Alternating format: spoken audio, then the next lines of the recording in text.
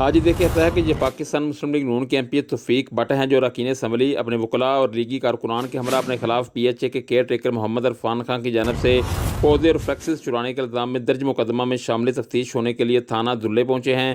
لیگی M P Taufiq but تفتیش میں شامل ہونے کے لیے ریلی کی صورت میں تھانہ پہنچے۔ اس موقع پر کارکنان لیگی ایم پی پر پھولوں کی پتیاں نشاور کرتے رہے، ان کو پھولوں کے ہار پہنائے گئے۔ تھانہ دھلے کے باہر ایم پی توفیق بٹ کے خلاف درج مقدمہ کے خلاف کارکنان نے احتجاج پی ریکارڈ کروایا۔ لیگی ایم پی توفیق بٹ نے S H O Dhale police Irfan Munawar بنڈر اور تفتیشی محمد شفیق کو اپنا موقف پیش کیا۔ اس موقع پر ممبر صوبائی اسمبلی توفیق بٹ کا کہنا تھا کہ ان کے خلاف جھوٹا اور بے بنیاد مقدمہ درج کیا گیا ہے، وہ وقوع کے ٹائم موقع پر موجود ہی نہ تھے۔ لیگی ایم پی توفیق بٹ کا مزید کہنا تھا کہ ان کی سی ڈی آر اور سی سی ٹی وی فوٹیج نکلوائی جائے تاکہ دودھ کا دودھ اور پانی کا پانی ہو سکے اور اصل حقائق عوام کے سامنے آئیں۔